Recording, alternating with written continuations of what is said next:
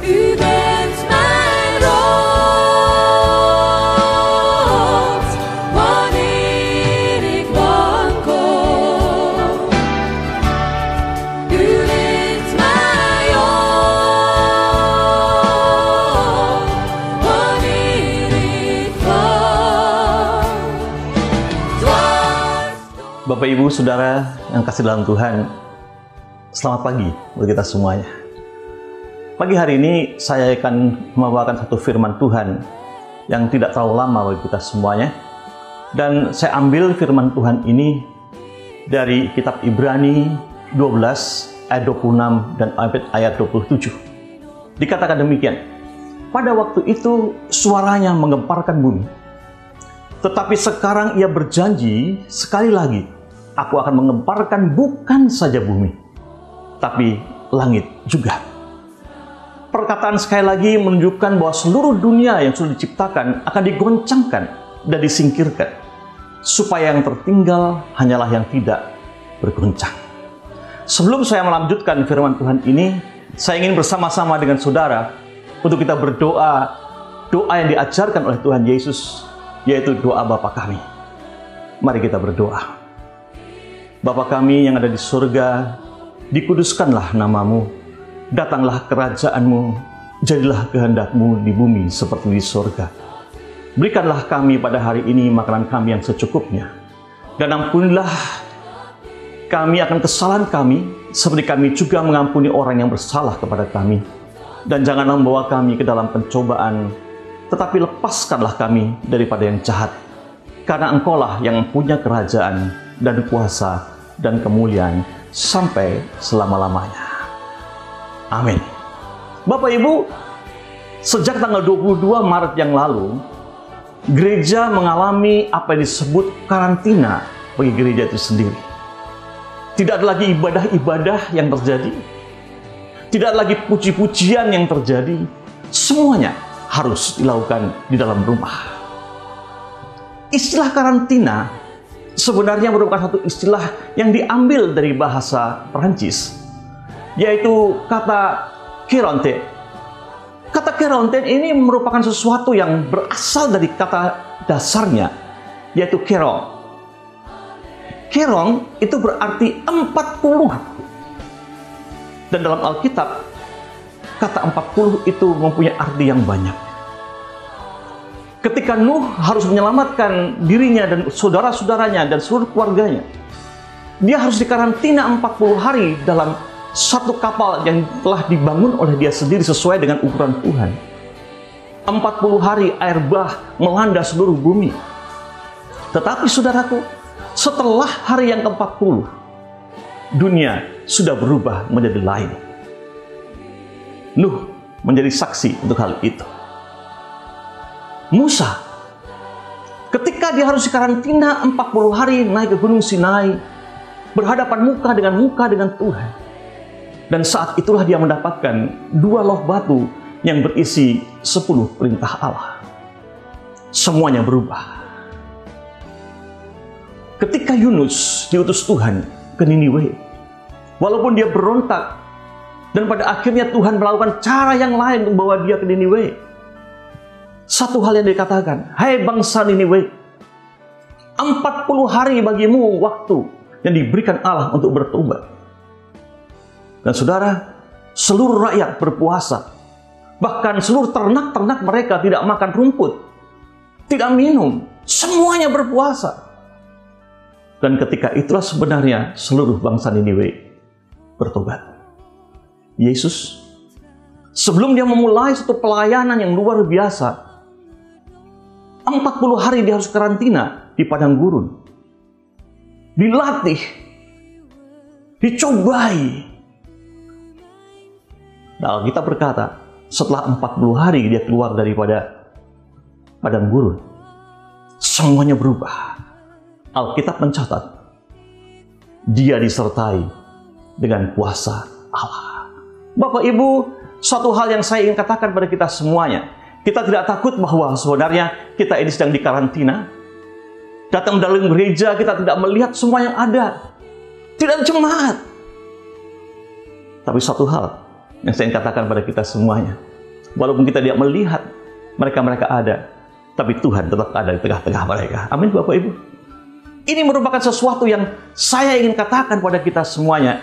Hal yang sangat positif bagi kita semuanya. Corona bukan hanya segala ketakutan, tapi Corona juga merupakan suatu restorasi bagi kita semuanya. Dunia direstorasi dengan luar biasa, gereja direstorasi dengan luar biasa, jemaat direstorasi dengan luar biasa. Tapi di sini saudaraku, saya ingin berkata pada kita semuanya bahwa ketakutan, kegentaran sedang melanda di mana-mana. Saya teringat tepatnya tanggal 15 Desember tahun 1997. Satu film sedang di-launch ke dunia ini yang dibintangi oleh Leonardo DiCaprio dan Kate Winslet, diproduseri oleh James Cameron. Judul film itu adalah Titanic. Saudara semua yang masih ingat tentang hal seperti demikian ini. Kapal ini merupakan suatu kapal yang sangat-sangat dibanggakan, diunggulkan. Dan pada tahun 1912 tepatnya, tanggal 15 April, subuh di Samudra Atlantik Utara, dalam perjalanan dari Southampton, Inggris ke New York City, Amerika, kapal Titanic tenggelam. Kapal yang dibanggakan, yang mereka berkata tidak satu pun yang bisa menenggelamkan kapal ini. Bahkan Tuhan sekalipun tidak bisa menenggelamkannya. Tapi saudaraku, apa yang terjadi? Tiba-tiba kapal itu menabrak gunung es yang ada.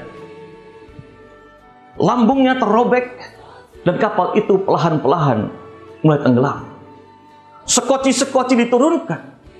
Dan di dalam kapal itu bukan saja orang-orang biasa, tapi orang-orang yang mempunyai tingkat kehidupan yang tinggi, orang-orang kaya juga ada di sana.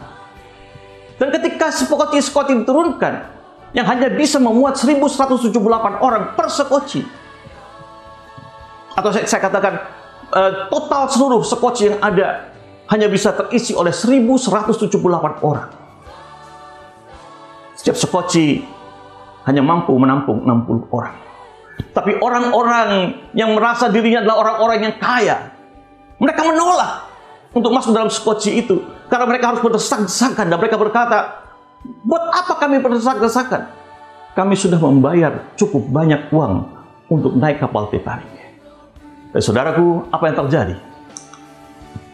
Ketika kapal ini semakin hari atau semakin waktu semakin mulai tenggelam, 2 jam kemudian seluruh Titanic tenggelam ke dasar laut. Bapak Ibu, berapa kematian yang ada pada saat itu? 1.500 orang meninggal seketika itu juga. Kapal yang bisa menampung kurang lebih antara 2.700 orang sampai 3.000 orang harus kandas tenggelam dalam dasar laut dengan membawa 1.500 jiwa yang harus mati. Berbicara soal kematian, Bapak Ibu, kita tidak pernah bisa menghindarkan kematian itu. Kematian itu merupakan suatu kepastian bagi kita semuanya. Makhluk-makhluk ciptaan Tuhan. Oleh karena dosa, maka setiap manusia akan mengalami kematian yang pasti akan terjadi dalam kehidupannya. Paham-paham yang lain berkata demikian. Kalau mati itu suatu kepastian, maka tentunya kita harus tahu kapan, di mana, dan bagaimana kita harus mati. Paham yang lain berkata, kalau kematian itu suatu kepastian, jangan lagi kita berfokus pada kematian itu. Tapi mari kita berfokus pada kehidupan saat ini. Saya ingin berkata pada kita semuanya, justru kita menjadi orang-orang Kristen yang harus bisa berkata pada kita semuanya, memang kematian itu pasti. Tapi kematian itu bukanlah sesuatu akhir daripada segala-galanya. Kematian hanyalah menutup pintu dunia dan membuka pintu surga. Dan kematian di mana-mana boleh terjadi. Oleh karena, saudaraku, kita semakin hari menjadi orang-orang yang semakin tua dan umur tidak pernah bisa diputar mundur. Dan umurlah yang menentukan kematian seseorang yang telah ditentukan oleh Tuhan. Penyakit.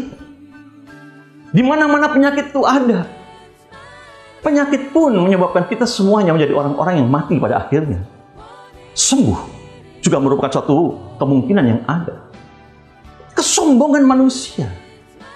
Coba lihat saudaraku, pada waktu orang-orang kaya itu ada di dalam kapal itu. Karena kesombongan mereka tidak mau ikut dalam sekoci. Karena mereka sudah membayar banyak. Dan yang kedua, mereka masih punya ingatan dalam dirinya bahwa kapal itu tidak pernah akan tenggelam. Sampai dengar Bapak Ibu, saudara yang kasih dalam Tuhan. Ketika satu masalah terjadi dalam dunia ini, katakan hari ini wabah corona sedang melanda di mana-mana. Bukankah kita menjadi orang-orang yang justru harus mengikuti apa yang disarankan oleh pemerintah sebagai orang-orang yang berhikmat bagi kita semuanya? Kita perlu menjadi orang-orang yang membatasi diri, jarak dengan orang lain, pembatasan sosial. Kita perlu menjadi orang-orang yang hari-hari ini benar-benar lockdown di masing-masing daerah kita, dalam gereja kita. Saudaraku, di kapal Titanic bukan saja orang-orang kaya, tapi pemain-pemain musik yang ada dalam kapal Titanic ini, mereka menjadi orang-orang yang terbuai dan benar-benar ada satu ekstasi dalam dirinya, dalam musik yang dimainkan, sehingga mereka berkata, aku tetap ada di sini menikmati ini semuanya. Tapi pada akhirnya mereka harus meregang nyawa karena ikut tenggelam dengan kapal Titanic. Kejahatan, di mana-mana kejahatan terjadi hari-hari ini, saudaraku. Dan kejahatan itu merupakan sesuatu di mana kita tidak bisa menghindari. Kapan saja kita bisa menjadi korban daripada kejahatan itu, dan bahkan nyawa kita bisa dicabut pada saat itu. Makanya saudaraku, benar firman Tuhan yang berkata, pada waktu itu suaranya mengemparkan bumi, tetapi sekarang ia berjanji, sekali lagi aku akan menggemparkan bukan saja bumi, tetapi langit juga. Saya ingin berkata pada kita semuanya, kita mengalami iman yang tergoncang. Iman yang berkata, di manakah Tuhan hari ini dalam keadaan seperti ini? Bagi mereka-mereka yang tinggalkan oleh saudara-saudara yang kasih, mereka bertanya, Tuhan, mengapa secepat ini Engkau membawa saudara-saudaraku, adik-adikku, suamiku, istriku, orang tuaku? Tapi saudaraku, bukankah manusia itu menjadi manusia yang tidak berdaya? Apa yang dikehendaki Tuhan tidak pernah akan menjadi sesuatu yang dapat dihalangi. Orang-orang bisnis, mereka sedang berteriak dengan luar biasa. Mereka berkata bahwa sebenarnya usaha mereka mulai mengalami kebangkrutan dan kebangkrutan. Dan mereka berkata, hanya sampai bulan Juni saja kami bisa bertahan. Bapak Ibu, sebagai orang-orang Kristen, kita tidak pernah akan menyerah. Sebagai orang-orang Kristen, kita menjadi orang-orang yang selalu punya pegangan hidup. Sebagai orang-orang Kristen, kita menjadi orang-orang yang tahu siapa yang melihara kita. Sebagai orang-orang Kristen, kita tahu siapa yang melindungi kita. Bapak Ibu saudara yang kasih dalam Tuhan, orang-orang panik, orang ribut di mana-mana, kacau balau, karena mereka berkata, sampai kapan kami bisa jadi hidup? Saya masih teringat, saudaraku, satu film yang ditayangkan pada tahun 1995 dengan satu judul Much Ado About Nothing, yang ditulis oleh William Shakespeare, diproduseri oleh Kenneth Branagh.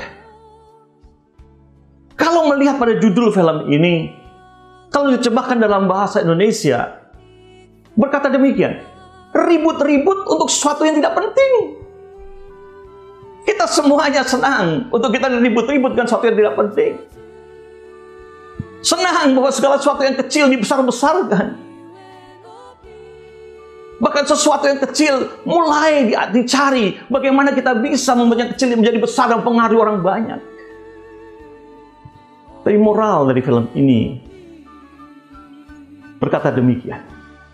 Terkadang sulit membedakan antara rayuan yang benar dan rayuan yang jahat. Kita seringkali sulit membedakan pengaruh yang baik dan pengaruh yang jahat. sehingga kita semua menjadi orang-orang yang mix up dalam pikiran kita masing-masing. Tapi saya ingin berkata pada kita semuanya, sekali lagi biarlah firman Tuhan ini berkata, pada waktu itu suaranya menggemparkan bumi, tapi sekarang ia berjanji sekali lagi, aku akan menggemparkan bukan saja bumi, tetapi langit juga. Perkataan sekali lagi menunjukkan bahwa seluruh dunia yang sudah diciptakan akan digoncangkan dan disingkirkan, supaya yang tertinggal hanyalah yang tidak dapat bergoncang. Bapak Ibu, saya sangat senang dengan kata bagaimana bumi atau langit itu digoncangkan. Allah akan menggoncangkan langit. Tapi bagaimana langit itu bisa digoncangkan? Saya masih teringat satu firman yang dikatakan oleh Tuhan Yesus. Berkata demikian dalam Markus 6 ayat 34. Ketika Yesus turun dari perahu, ia melihat orang banyak, ia kasihan kepada mereka, sebab mereka seperti domba yang tidak punya gembala. Maka ia pun mulai mengajarkan banyak hal kepada mereka. Kata kasihan mempunyai arti yang sama dalam Alkitab terjemahan yang lain. Hatinya tergerak oleh belas kasihan. Saudaraku, menggerakkan hati Allah supaya dia berbelas kasihan, tentunya ada hal-hal yang perlu kita lakukan dalam kehidupan ini. Bukan hanya sekedar menjadi orang-orang yang tahu Allah merupakan Allah yang dapat diluluhkan hatinya. Ketika Allah ingin menghancurkan manusia, ketika Musa berdoa, dia berdiri di antara celah orang-orang Israel dan Allah sendiri. Dia berkata, Tuhan, lebih baik engkau coret namaku dari kitab kehidupan daripada engkau menghancurkan bangsa Israel ini. Bapak Ibu tahu kenapa? Karena Musa tahu siapakah dia menurut panggilan Allah. Saya ingin membawa saudara sebentar dalam 1 Petrus 2 ayat yang ke-9. Yang firmannya berkata demikian, tetapi kamulah bangsa yang terpilih, imamat yang rajani, bangsa yang kudus, umat kepunyaan Allah sendiri, supaya kamu memberitakan perbuatan-perbuatan yang besar dari Dia, yang telah memanggil kamu keluar dari kegelapan kepada terangnya yang ajaib. Saya suka dengan kata yang dikatakan dalam firman ini, imamat yang rajani. Bukanlah kita semuanya adalah orang-orang imam-imam yang rajani, imam-imam yang sudah dipilih Allah. Tapi saudaraku, tahukah kita semuanya apa yang menjadi tugas kita hari-hari ini? Saya bawa saudara dalam Imamat 6 ayat ke-10. Berbicara tentang seorang imam. Imam haruslah mengenakan pakaian lenannya dan mengenakan celana untuk menutup auratnya. Lalu ia harus mengangkat abu yang ada di atas mezbah sesudah korban bakaran habis dimakan api, dan haruslah ia membuangnya di samping mezbah. Bapak Ibu, tugas imam adalah jangan sampai abu, sisa-sisa bakaran yang ada, menjepit bara yang sedang menyala itu. Artian dalam diri kita adalah, Bapak Ibu, jangan sampai masa lalumu yang sudah menjadi abu itu tetap kau pertahankan di dalam mezbahmu. Tetap kau pertahankan di dalam kehidupanmu, sehingga api Roh Kudus yang mulai menyala dalam dirimu dan semakin hari semakin besar, terjepit kembali oleh masa lalumu yang selalu kau ingat-ingat di dalam dirimu. Tapi dengar baik-baik hari ini, buang itu semuanya. Seakan-akan kau membakar jembatan yang ada di belakangmu, yang tidak pernah kau akan kembali lagi kepada masa lalumu dan berkata, masa depanku ada dalam tangan Tuhan dan aku akan mengikut Dia. Sehingga saudaraku, biarlah api Roh Kudus dalam dirimu itu terus menyala dan menyala dan menyala. Biarlah kita ini menjadi orang-orang yang berapi-api di hadapan Tuhan dan melayani Dia dengan luar biasa.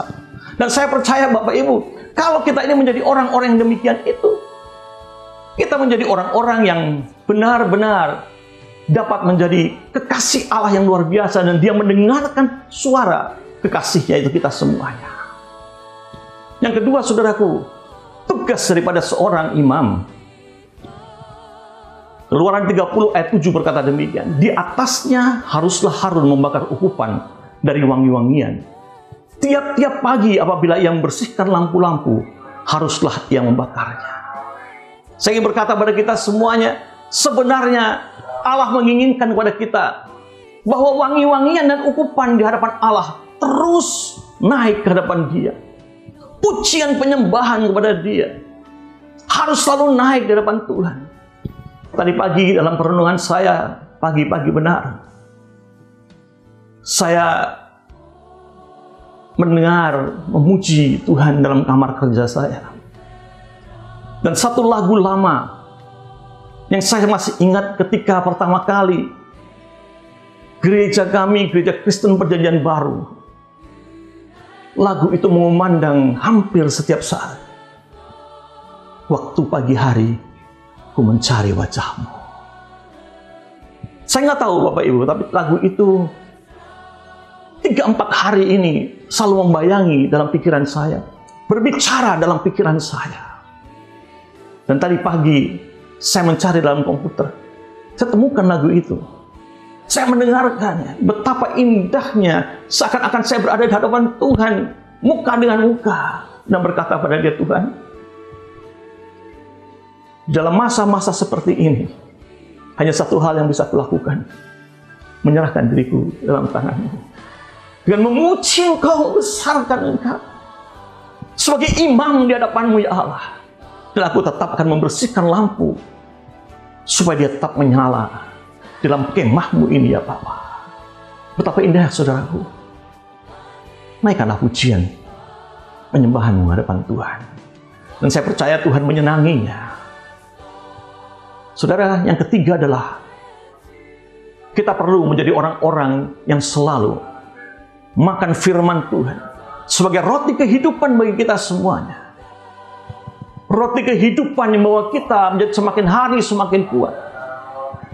Dalam kitab Mazmur berkata, Mazmur 119, firman-Mu itu pelita bagi kakiku dan terang bagi jalanku.